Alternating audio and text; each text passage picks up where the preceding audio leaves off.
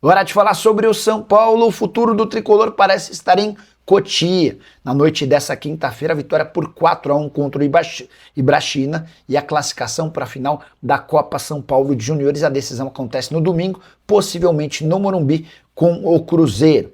Registrar que o São Paulo da Copinha tem 7 vitórias e um empate. O único jogo em que ele não venceu, empatou com o Red Bull Bragantino e garantiu a classificação nos pênaltis. Na fase de mata-mata, ótimos resultados. 4-1 no Ibrachina, 3-1 no Botafogo, 5-1 no Operário e 2-0 na Lusa. São Paulo que tenta o bicampeonato na Copa São Paulo e que conseguiu se transformar na base. Você vai lembrar que em 2024, São Paulo chegou a ser lanterna no Campeonato Brasileiro Sub-20. Foi quando o Douglas Schwartzman, que acabava de ser empossado como diretor, resolveu mudar tudo. Ele trocou departamento de captação, fisiologia, preparação física, coordenação e medicina.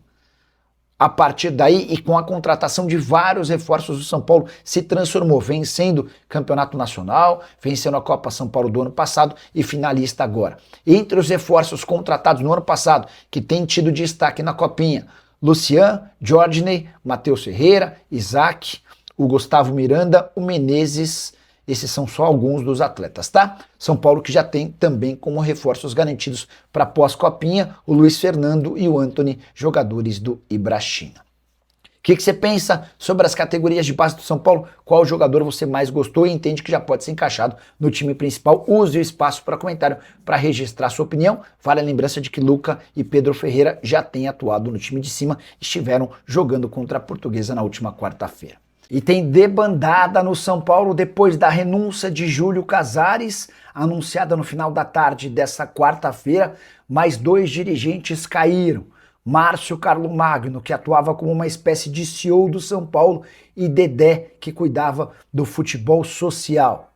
Eles se juntam a Mara Casares e Douglas Schwartzman, que estão completamente eliminados da nova diretoria sob o comando de Harry Macis.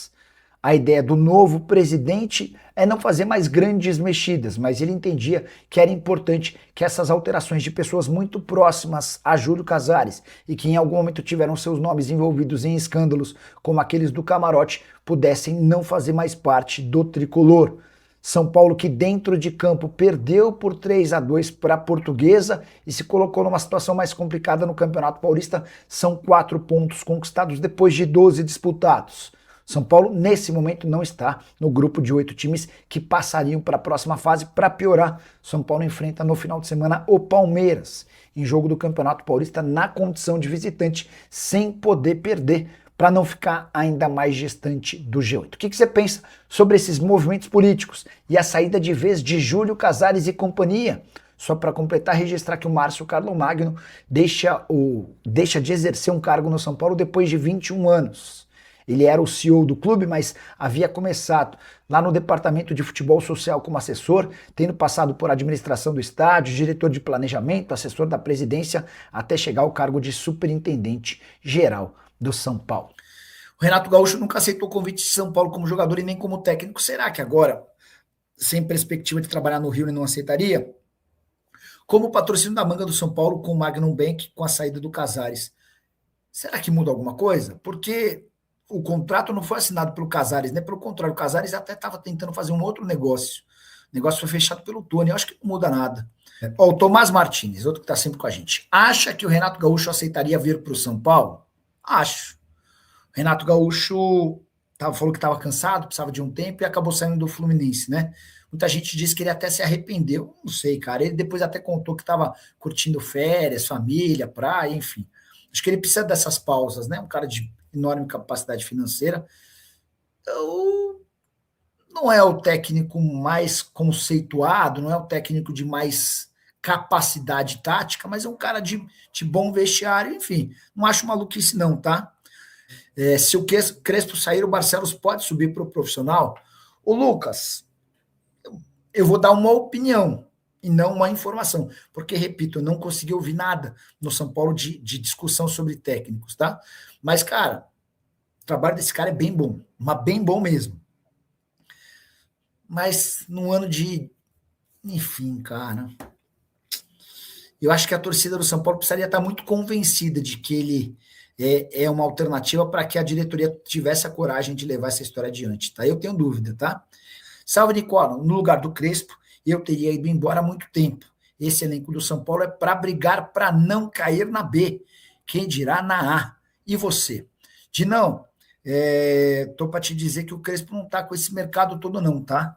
E quando o São Paulo procura, ele aceita na hora, porque não tinha tantas outras possibilidades. E a gente discorda em relação ao elenco. Eu sei que depois de uma derrota para a Portuguesa, time de Série D, fica fácil dizer que o elenco do São Paulo é uma porcaria. Mas esse mesmo elenco do São Paulo contra o Corinthians não venceu por uma desatenção no final. O São Paulo estava vencendo o Corinthians na Neoquímica Arena no último final de semana. Ontem, a atuação do São Paulo foi muito ruim. O comportamento do time no primeiro tempo foi bizarro. Portuguesa, só para ilustrar para vocês, o Caleri, sozinho, custa mais do que toda a delegação da Portuguesa. Então, você pega o elenco inteiro da Portuguesa, comissão técnica, só o Caleri ganha mais do que todo mundo, tá? Se você pegar o salário do Lucas Moura, o Lucas Moura sozinho equivale a 1 mês e meio da folha salarial inteira da Portuguesa. E Caleri e Lucas Moura estavam em campo ontem. Isso significa que automaticamente o São Paulo vai ganhar? Não, mas significa que há muito mais qualidade, muito mais capacidade de um lado do que do outro.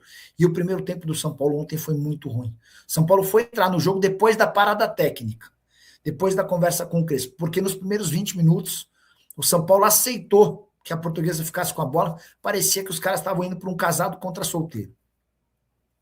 E eu acho que o técnico tem culpa, os jogadores têm culpa, enfim, é um conjunto de culpas, né? E agora nem dá mais para culpar o presidente, né? Que ao que tudo indica tem muita culpa no cartório, mas já renunciou e já não é mais um problema São Paulino. Certo? O Marcelo Gomes da Mata. Boa noite, Nicola. Marcelo, em Campinas. Crespo corre risco de demissão, sim. Não havia tratado sobre o tema ainda, porque não tinha nenhuma fonte que me garantisse isso. Agora já posso dizer com tranquilidade de que o processo de fritura a Hernan Crespo já começou. O grande defensor do Crespo na diretoria do São Paulo era Márcio Carlomagno, que já não é mais CEO do clube. Ele entregou ontem ele fica até dia 2 de fevereiro, mas já entregou a sua carta de renúncia e vai embora. O Márcio funcionava como o braço direito do Júlio Casares e era fã incondicional do Hernan Crespo. Sem essa figura de proteção na diretoria, o Crespo vai precisar começar a colecionar melhores resultados. Temporada atual de 4 pontos em 12 possíveis, o time está fora do G8. O Crespo já havia terminado o ano relativamente em baixa. Até ouvi de um dirigente do São Paulo a seguinte expressão: o Crespo tomou um nó tático do Fábio Matias, técnico da Portuguesa, na derrota do São Paulo por 3-2 no Morumbi. De fato, a Portuguesa foi melhor do que o São Paulo durante a maior parte da partida. Por conta de todo esse contexto, falta de resultados, desempenhos ruins, perda do seu principal defensor, dá para dizer que o Crespo precisa começar a colecionar resultados. A começar no jogo do final de semana contra o Palmeiras na Arena Barueri. O Heitor Fernandes está pedindo para falar sobre Zenon no São Paulo. O Zenon recusou a possibilidade de ir para o Alavés, tá? A proposta foi aceita pelo Boca, mas foi recusada pelo Zenon. O aspecto financeiro foi o determinante. O problema do Zenon no São Paulo não é nem o atacante, mas sim o Boca. Boca rejeitou a primeira proposta feita pelo São Paulo. O Tim Mazuco está por aqui, o Breno Oliveira também. Quem não sabe sobre reforços no São Paulo, ontem se chegaram a perguntar se houve algum avanço com o Julian Fernandes, a informação que eu tinha era de que não. O que está mais perto hoje no São Paulo não é nem de chegar, é de sair. As tratativas entre Corinthians e São Paulo deram uma avançada. Vai haver uma compensação financeira por parte do Corinthians para o São Paulo, pelo empréstimo do Alisson até dezembro. O acordo vai girar entre 1 milhão e 1,5 milhão de reais e vai ser pago de forma parcelada. O São Paulo queria porque queria essa grana, à vista. O Corinthians afirmou que não tinha condição de fazer esse pagamento à vista e os últimos detalhes estão sendo acertados, tá bom? Informação exclusiva: Hernan Crespo já começa a correr risco de demissão no São Paulo. A avaliação interna é de que o trabalho é ruim. Um dos seus grandes aliados na diretoria era Márcio Carlomagno, que não é mais superintendente geral do clube, ele atuava como uma espécie de CEO. Vou dizer mais: funcionários e integrantes da comissão técnica fixa do São Paulo avaliam o trabalho do Crespo como um trabalho só comum. E a falta de resultados pode acabar pesando. Antes de gravar esse vídeo, escutei de uma pessoa importante dentro do São Paulo que o Hernan Crespo tomou um nó tático do Fábio Matias, treinador da Portuguesa, na derrota do São Paulo por 3-2 para a Lusa, em pleno Morumbi, na noite dessa quarta-feira. Já percebi também entre torcedores, especialmente nas redes sociais, que a avaliação do trabalho do Crespo está longe de ser das melhores. Não dá para dizer que o Crespo cai, por exemplo, em caso de derrota pro Palmeiras, mas aquele processo de fritura interno já existe. E a percepção de quase todo mundo é de que o Crespo não tem muito a evoluir no trabalho. Relações com atletas também estão longe de ser as melhores, já existiram alguns rumores, nada confirmado, embora não exista um atrito pesado, não dá para dizer que o elenco morre de amores pelo treinador. E diante desse cenário, e com o São Paulo fora do G8, do grupo de classificados para a próxima fase do Campeonato Paulista, o Crespo vai precisar de melhores resultados e de desempenho se ele quiser ter vida longa no São Paulo.